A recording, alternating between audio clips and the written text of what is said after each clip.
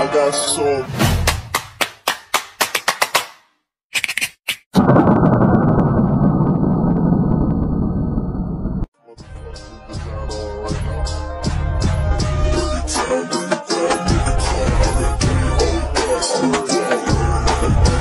Hai semuanya, kembali lagi bersama saya Ketut Ayu Laksmi Parwati. Nah, di sini saya ingin membahas 3 topik yang sangat penting dan bermanfaat bagi kita semua.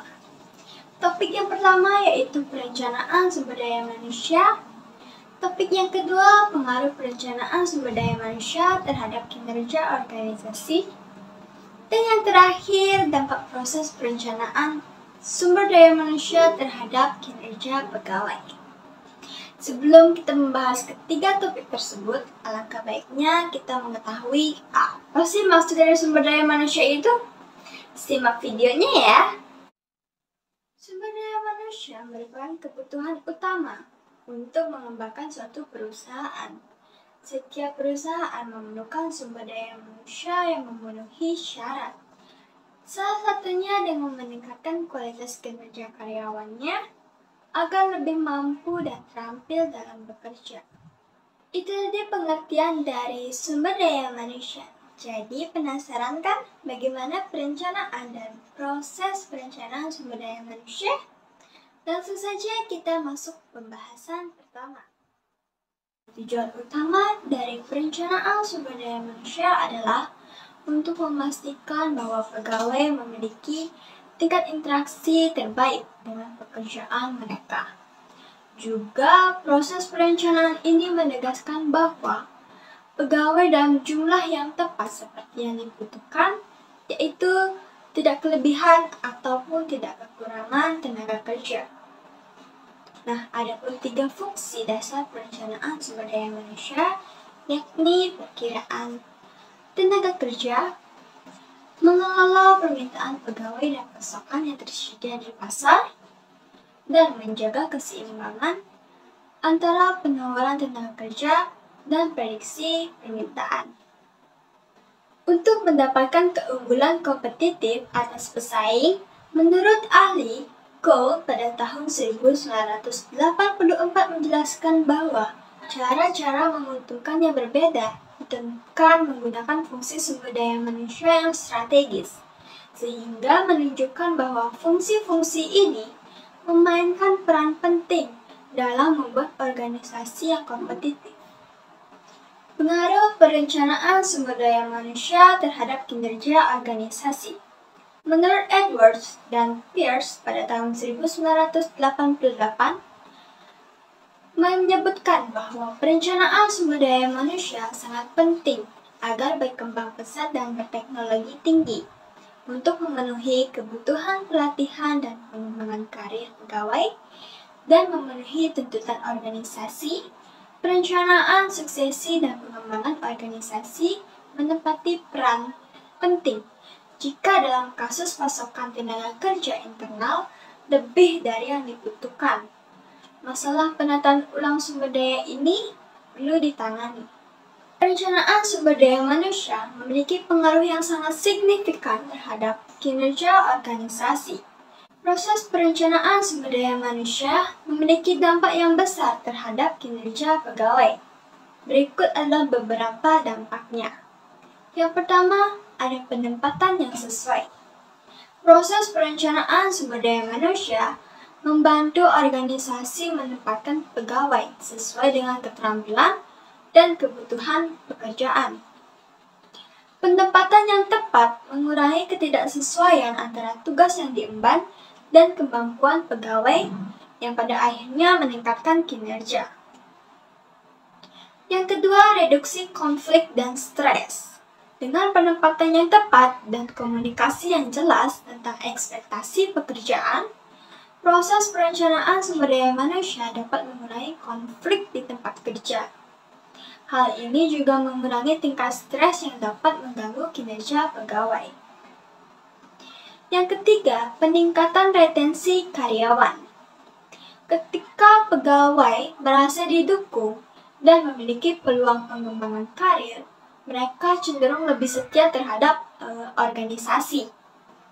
Proses perencanaan sumber daya manusia yang baik dapat mengurangi turnover karyawan, yang pada akhirnya mengurangi biaya dan mempertahankan pengetahuan dan keterampilan di dalam organisasi. Yang keempat, kinerja yang konsisten. Dengan proses perencanaan sumber daya manusia yang terstruktur dan jelas, organisasi dapat mencapai kinerja yang lebih konsisten dari waktu ke waktu. Nah, pegawai memiliki arah yang jelas dan dukungan untuk mencapai tujuan organisasi. Dengan demikian, proses perencanaan sumber daya manusia yang baik tidak hanya berdampak pada kinerja pegawai secara individu, tetapi juga berkontribusi pada kinerja keseluruhan organisasi dengan menciptakan lingkungan kerja yang produktif, budaya asing, dan inovatif. Baik, kita lanjutkan ke topik selanjutnya yang perlu kalian ketahui. Jangan lupa disimak dengan baik ya. Lanjut ke topik keempat, yaitu mengenai perencanaan sebuah strategi. Gould 1984 menjelaskan bahwa banyak faktor yang perlu diperhatikan dalam perencanaan sumber daya manusia. Para profesional SDM dan ahli strategi harus mempertimbangkan semua masalah yang relevan, seperti ketidaksesuaian strategi budaya yang dapat mengganggu keberhasilan implementasi tindakan dan strategi masa depan. Dari sudut pandang operasional, perencanaan SDM menyelidiki semua persyaratan organisasi dan kebutuhan terkait program manajemen, kebijakan, dan sumber daya yang diperlukan untuk memenuhi persyaratan tersebut. Rencana SDM menetapkan dasar untuk semua kegiatan SDM dan umumnya dianggap sebagai kegiatan utama dari manajemen SDM. Hacks 1985 menekankan peran penting strategi SDM dengan menyebutkan bahwa untuk mempertahankan organisasi dalam jangka panjang dan mencapai keunggulan kompetitif, strategi SDM penting untuk mengembangkan dan bertindak berdasarkan tujuan yang terkoordinasi dengan baik dan membuat rencana tindakan yang efektif. Strategi SDM adalah komponen penting dari strategi tindakan organisasi. Perencanaan SDM harus cukup fleksibel sehingga dapat dibuat sesuai dengan lingkungan untuk jangka panjang. Baik, lanjut ke topik pembahasan kelima, yaitu mengenai perencanaan tenaga kerja. Perencanaan tenaga kerja merupakan proses yang sistematis, terintegrasi dengan baik, disiplin, dan berkesinambungan. Ini didefinisikan sebagai modal manusia yang terdiri dari keterampilan dan kompetensi orang-orang yang diperlukan untuk memenuhi tujuan strategi dan sasaran organisasi. Burak 1985 menekankan pentingnya perencanaan tenaga kerja dengan menyebutkan sebagai stok tenaga kerja. Perencanaan tenaga kerja merupakan fungsi sentral dari Departemen Sumber Daya Manusia karena merupakan tugas yang penting dan kritis dalam bidang perencanaan sumber daya manusia secara keseluruhan.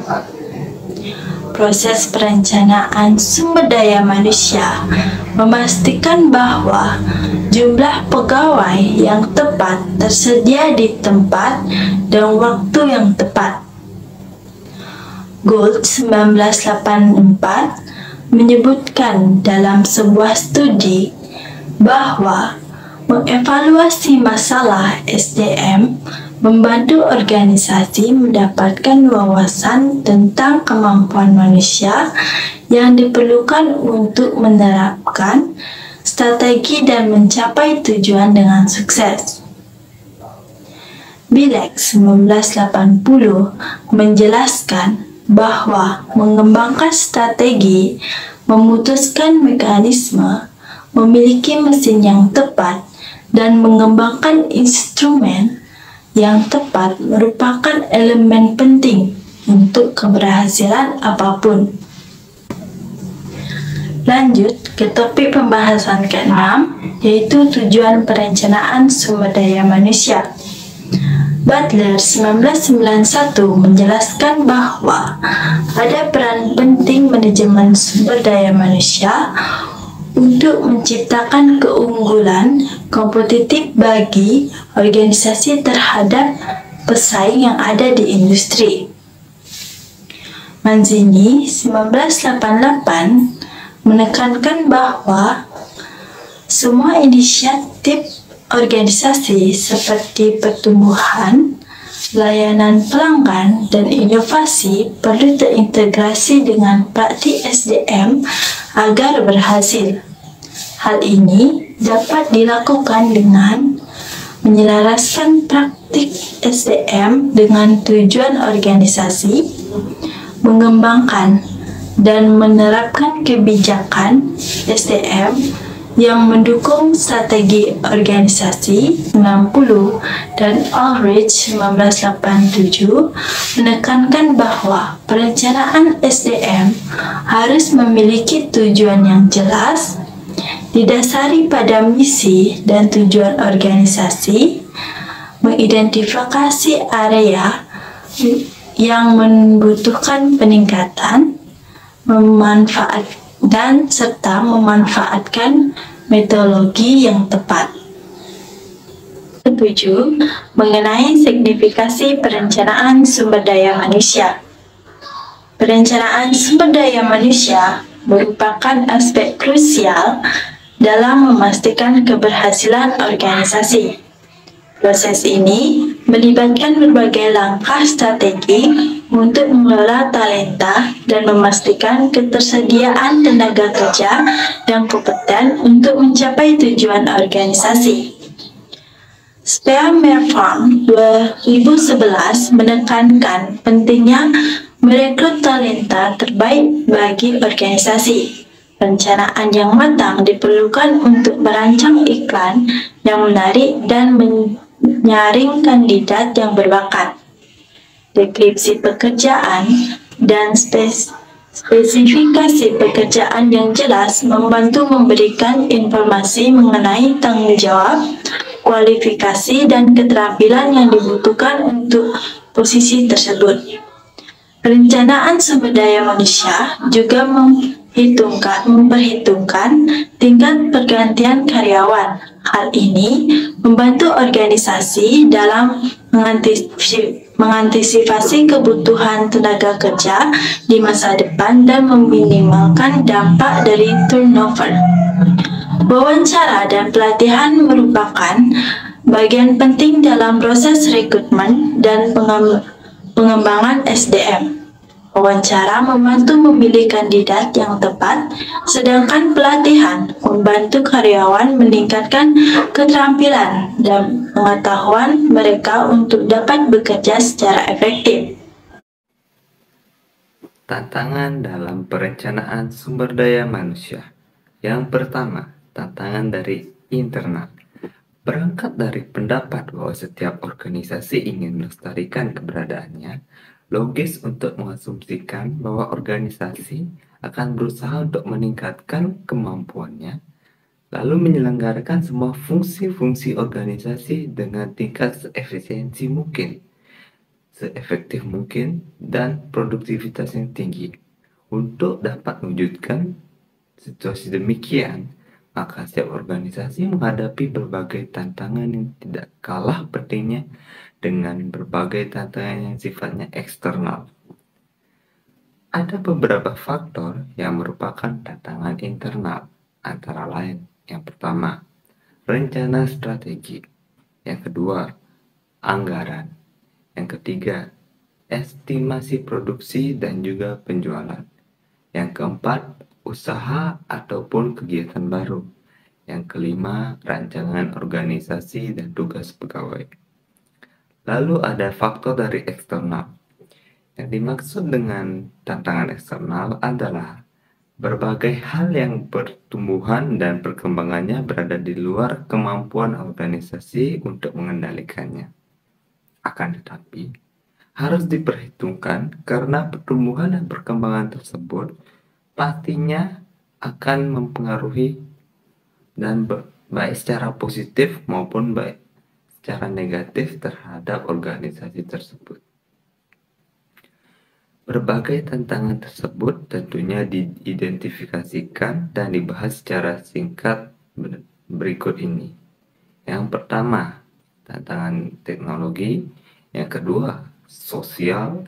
Ketiga, politik. Keempat, ekonomi. Dan yang terakhir kelima, yaitu peraturan perundang-undangan. Yang kesembilan, materi langkah-langkah perencanaan sumber daya manusia.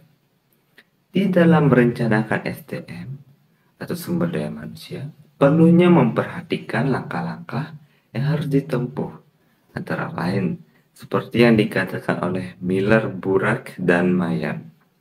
Dalam perencanaan sumber daya manusia ada 4 langkah pokok. Yang pertama, perencanaan untuk kebutuhan masa depan. Yang kedua, perencanaan untuk keseimbangan masa depan. Dan yang ketiga, perencanaan untuk perekrutan dan seleksi ataupun pemberhentian sementara. Keempat, perencanaan pengembangan sementara. Lalu ada pun beberapa langkah-langkah dalam perencanaan sumber daya manusia sebagai berikut. Yang pertama, menghimpun dan mengelola data dan informasi sumber daya manusia yang sudah dimiliki perusahaan untuk memperjelas kondisi sekarang, baik dari segi jumlah atau kuantitas maupun kualifikasinya dan kualitasnya. Lalu B, memprediksi kekurangan sumber daya manusia dengan cara membandingkan sumber daya manusia yang dimiliki dengan permintaan atau demand. Yang ke-C, mengontrol kesesuaian sumber daya manusia yang diprediksi berapa jumlah dan kualitasnya dengan perencanaan bisnis, agar tujuan strategi dan visi perusahaan dapat dicapai dengan secara maksimal. Lalu materi berikutnya yaitu proses perencanaan sumber daya manusia. Dalam proses perencanaan sumber manusia ada 3 bagian penting yang perlu dipertimbangkan dalam menyusun rencana. Antara lain, pertama, demand atau permintaan. Manajer sumber daya manusia hendaknya mampu memperkirakan permintaan akan sumber daya manusia yang dibutuhkan dalam organisasi. Informasi ini dapat diperoleh dari masing-masing unit kerja yang dikaitkan dengan rencana strategi perusahaan. Lalu yang kedua, utilization atau penggunaan. Nah, perencanaan sumber daya manusia harus mempertimbangkan penggunaan sumber daya yang ada. Karena penggunaan yang tidak optimal bisa berakibat pada pemborosan biaya perusahaan yang berujung dengan kemampuan perusahaan dalam menghadapi persaingan. Lalu yang ketiga ada supply atau penawaran. Hal yang perlu diperhatikan dalam perencanaan sumber daya yang ada di internal maupun eksternal organisasi.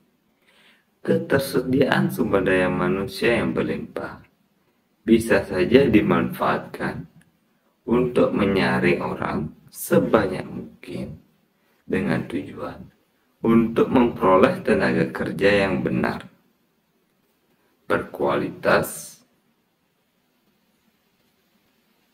Baiklah, sekian penyampaian materi dari saya.